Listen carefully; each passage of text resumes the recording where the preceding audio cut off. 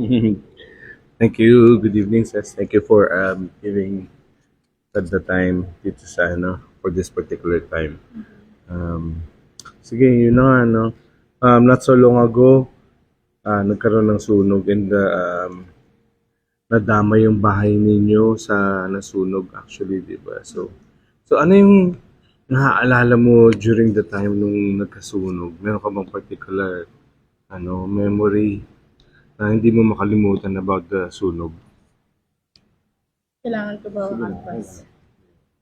Well, syempre yung hindi mo makakalimutan kung yung nung nakita mo kung paano na tinutupok ng apoy yung mismong bahay niyo.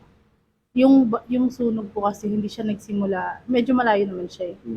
So, yung unti-unting paggapang, doon mo, nung una po parang kalmado pa eh.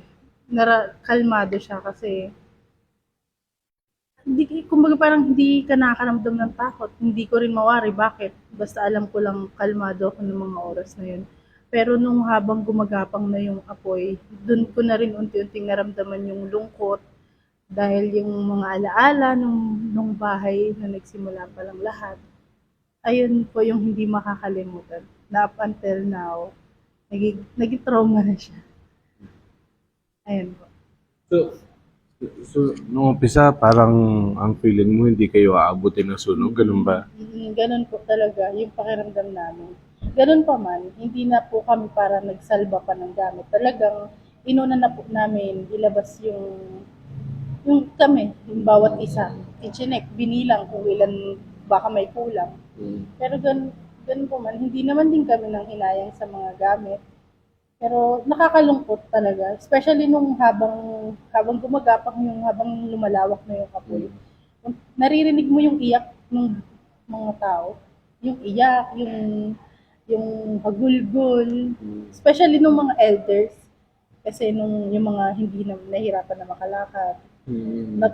Bumilis yung lakad kasi na paano eh, napatakbo na natuto ng tumayo eh. Dahil kailangan yung iba po na nagka-stampede. Ayun, nagka-stampede po kasi maliit po yung daan.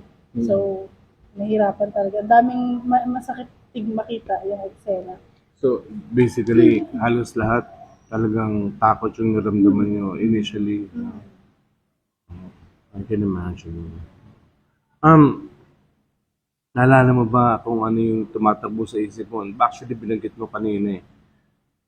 Bukod sa mailigtas lang yung sarili ninyo, may iba ka pa bang iniisip? Like yung, kasi di ba kapitbahay mo din ang parents ninyo, ganyan. O, may iba pa ba? Ano pa? Tumatakbo sa isip mo at that time. Actually, yun lang. Ano, yung iba lang ko ibang naramdaman, kundi yung lungkot. Yung lungkot ko. Kasi, ayun nga, nakikita mo ang gulo, nagsisigawan, iyakan, may bata, takbuhan, yung masikip, tapos may mainit, halo-halo ng nararamdaman. Kaya, nung mga oras na yun, well, actually, nung nangyari po yun, nasa trabaho ako. Hindi ko alam na nangyayari na pala yung sunog. Ganun pa man, since 1 block away lang, nakatakbo ako. Nung si Lance po, yung asawa ko, sinusubukan niya pang bumalik. Nakakabalik-balik siya kasi mabilis siya kumilos, mabilis siya lumakad. Pero nakakatuwa naman siya kasi hindi niya na para isipin kung hindi niya binalikan yung mga gamit. Wala siyang binalikan gamit. Kami yung chinek niya. Yun. So, nung una, kalmado ka lang, pero nung nakita mo na lumalapit na yung apoy, doon ka na nakaramdam ng takot and then ang instinct mo talaga is to really just evacuate yung pamilya, ganyan. And then, nung eventually nasunog na din na tabunan na nalulungkot yung I understand. Um, Alam ko na napakalaki ng epekto nung sunog sa inyo. Pero, gaano kalaki yung naging impact nung, at least nung, nung hindi ka pa nakaka-recover. Kahit until now naman. Until now, Opo. May quick kwento lang po ako. Ganito. Kaya alam ko na hindi ako nakaka-recover. Ngayon po kasi ang estado doon, walang kuryente. yung kapitbahay po namin, halos lahat naman po. Kasi doon sa buong compound, dalawa lang kaming may legal na kuryente. Nakikisubmeter po, ganun. So, buong compound ay naka-jumper. Mm. Ngayon, since jumper siya pass, ano siya yung nag-overload. Mm. Hindi po siya yung overload na ano, as in, sa isang araw, 3 beses po siyang lumiyab. Oo, Ano, talaga, opo, oo. lumiyab, tapos uusok siya ng malaki. Nung una pa nga po, yung dugtungan ng jumper nila, nandun sa ilalim ng lababo namin. Oh. Lumiyab siya ng sobrang laki. 3 beses sa isang araw. Sobrang ano sir, ay pass, pag nakakarinig lang ako ng bulungan, basta nagkukumusyon, kahit tulog po ako, tumatayo ako. Kumbaga parang naging automatic na po naging routine na siya. Kasi ano po, lagi talaga sa isang araw parang 3-4 kami tumakbo palabas, magdampot ng mga gamit. Meron nga pong pagkakataon na natutulog na ako, silang gising pa. Tapos nagkaroon ng kumusyon, yun nga, around 2 a.m. Ano ho, kahit tulog ako, bigla akong tumayo, na-videohan niya eh. Bigla ako napatayo and sinabi ko habang parang tulog pa yung wisyo ko, wala pa ako sa wisyo. Sabi ko, tayo, kunin yung gamit, kunin yung power station. Parang automatic na talaga siya pass. Kaya sabi nila, nung humupa na, ang iba ka rin talaga kasi kahit tulog ka, ako nga gising, hindi, ikaw tulog, nagising ka, gano'n na po siya. Kahit yung mga bata po, actually, pagka nakakarinig na po ng komosyon, tumatakbo palabas po. Hindi yung hahanapin kami, gano'n yung ibang bata. Hahanapin yung magulang o ano. Pero dalawa sila yung mga anak. Tatakbo po palabas. Gano'n na po yung naging dalat sa amin.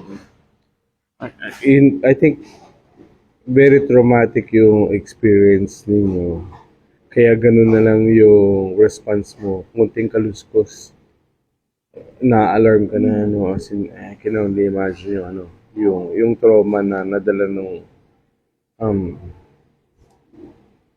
nung insidente na ito nung sunog, ano.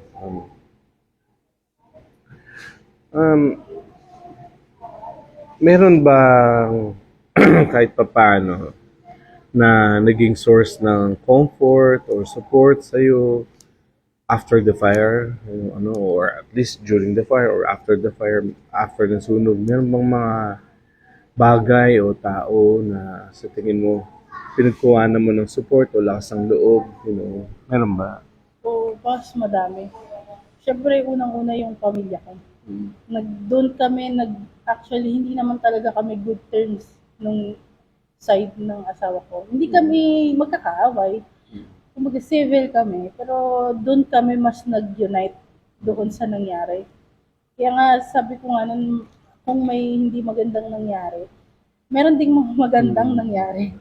So, bukod sa family ng asawa ko, family ko, nagkaroon din ng harmony.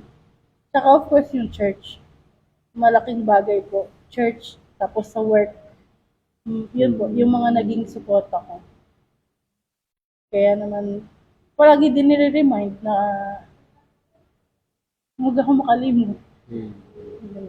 Hindi naman po ako actually, hindi po ako napanghinaan ng loob dun sa after ng sunog. Hindi naman po yung parang nahirapan makausap. Actually, hindi po talaga. Kaya po, very grateful kami sa Panginoon kasi lahat ng kailangan namin, hindi man lang niya pinaramdam na yung iba po kasi, gaya nga po na sabi ko ngayon, yung mga tao po dyan sa amin, actually, haligi pa lang yung bahay nila. Mayroon silang first floor, pero di ba po dyan ay bawat floor pamilya. Dyan po, first floor lang.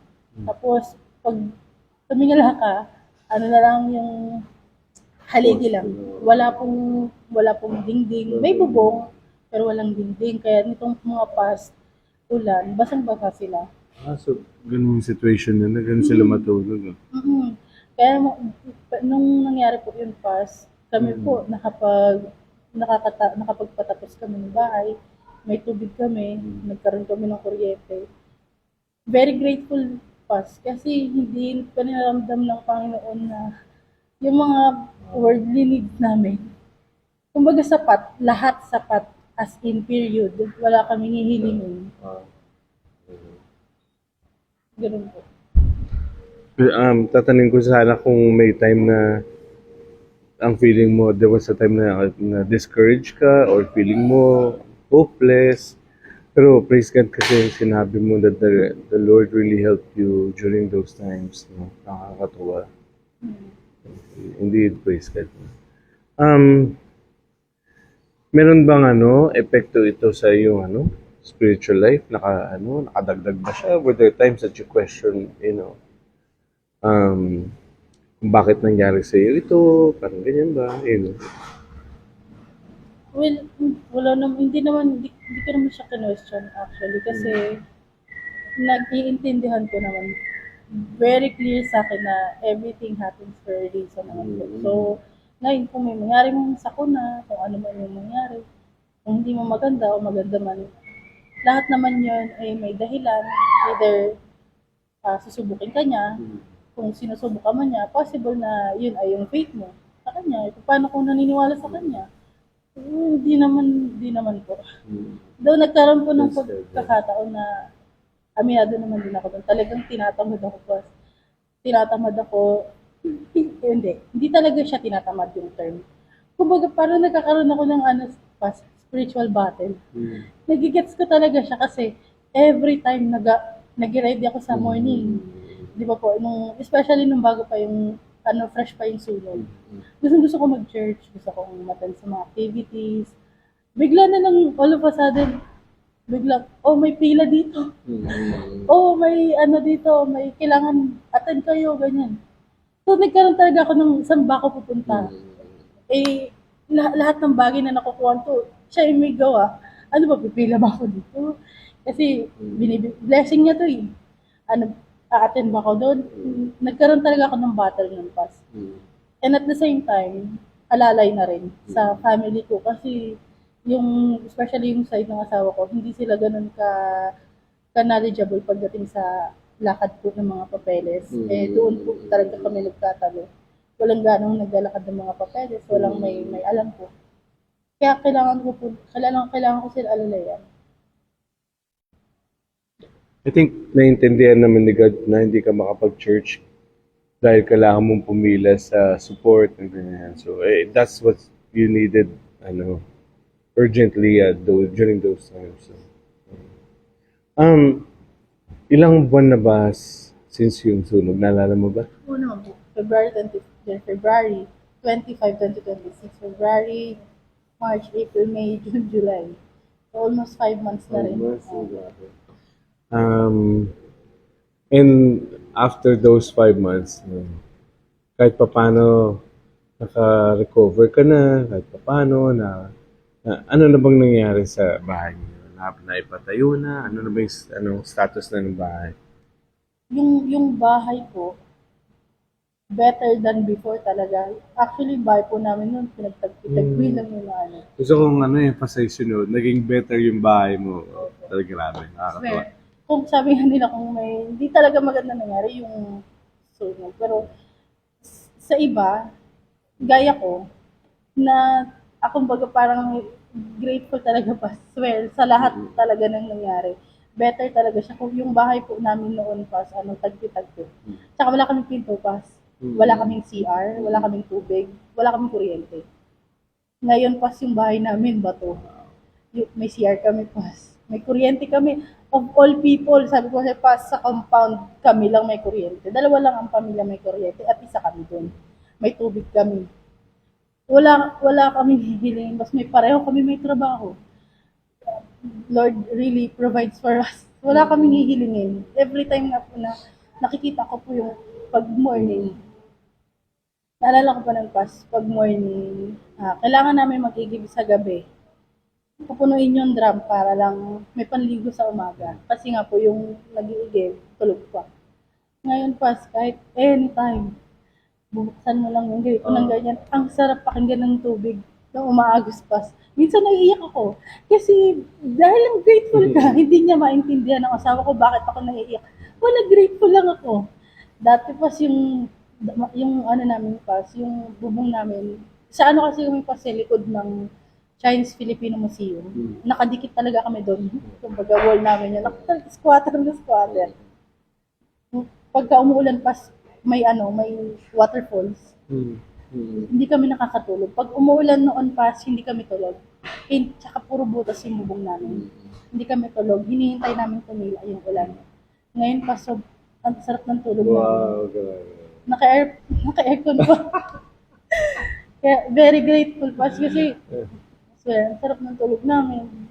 Peace of mind. Yeah. Lahat ng kailangan ng tao, mga necessary needs mo, ibibigay niya. Alam mo yung pag pinagdaanan mo yung masunugan is